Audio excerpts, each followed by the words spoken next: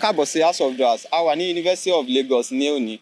Ìbéèrè tí a fẹ́ béèrè lọ́wọ́ àwọn students lónìí ni pé tí ẹ bá lọ sí ó wà ń bẹ̀, oúnjẹ márùn-ún wo ni ó gbọ́dọ̀ wà ń bẹ̀? Ẹ jẹ́ ká bẹ̀rẹ̀, ẹ bá wa ká lọ. Tẹ́ bá lọ sí ó wà ń bẹ̀, oúnjẹ márùn-ún wo ló máa wù yín kó wà ń bẹ̀? Iyán àtẹ̀gúsí. One. Ìrẹsì àti ọ̀fadà. Two. Ẹmu. Three. So ó kù méjì. Mọ́ínmọ́ín àti jollof rice pẹ̀lú fried rice. That's okay, pẹ̀lú fried rice ó jẹ́ mẹ́rin. Nínú party jollof rice àti àmàlà tẹ́ bá wà ní ó wà ń bẹ̀, èwo lẹ máa choose? Party jollof rice. Kí ló dé? Mi kì í jẹ àmàlà. Kí ló dé ẹ kí n jẹ àmàlà? Mi ò like àmàlà. Kí ló dé tẹ́ like àmàlà? Ó ti dúdú jù. Àmàlà dúdú jù, but àmàlà ni best food àwọn Yorùbá náà. So but yẹn ò kàn like ẹ̀. Tí ẹ bá lọ sí ó wà ń bẹ̀, oúnjẹ márùn-ún wo ló máa wù yín kó wà ń bẹ̀? Amala. One. Rice, that's jollof rice. Two. Iyán. Okay, that's three. Okay. And Owambe nowadays, Oma Mugari. Okay, Yes, I want that. That's four. And Semo. Semo, and that's five. Oúnjẹ márùn-ún tó máa wù yín kó wà ń bẹ̀. Tó máa wà ń bẹ̀. Okay. Rice, semo, iyán, mọ́ínmọ́ín, Mọ́ínmọ́ín, okay. and there's all this assorted meat and Assorted meat. Ẹ máa like oúnjẹ gan nìyẹn. So second question ni pé tí ẹ bá lọ sí ó wà ń bẹ̀ nínú jollof rice àti àmàlà, èwo lẹ̀yin máa vote fún?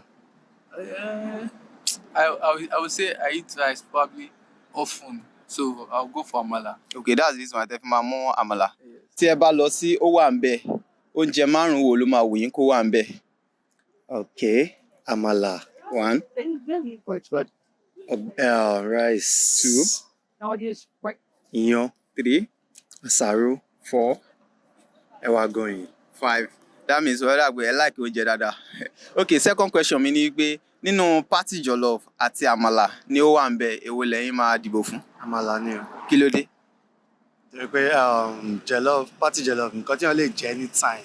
Àmàlà yẹn ò kí ń sábà bá a pàdé báyìí. Okay, so reason tẹ́ fi máa mú àmàlà nìyẹn. Tẹ́ bá lọ sí ó wà ń bẹ̀, ẹ dárúkọ oúnjẹ márùn-ún tó máa wù yín kó wà ń bẹ̀.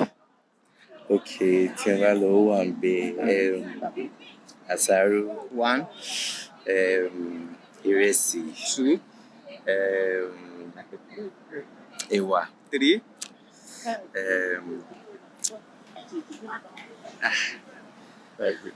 semo, Sẹ̀mó ó di mẹ́rin. Ó pẹ́ ọ̀kan. àmàlà àti gbẹ̀gìrì. Àmàlà àti gbẹ̀gìrì. Okay, so final question mi ni pé tẹ́ bá lọ sí ó wà ń bẹ̀ nínú party jollof àti àmàlà, èwo lẹ máa dìbò fún?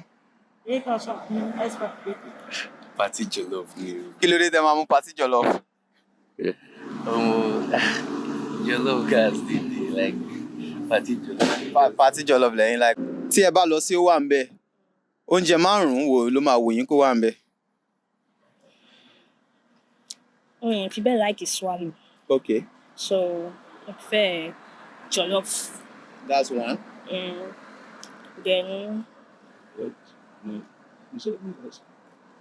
only jollof. Only jollof like ẹ fún mi bí méjì sí torí márùn-ún ni mo fẹ́ kẹ́ dárúkọ.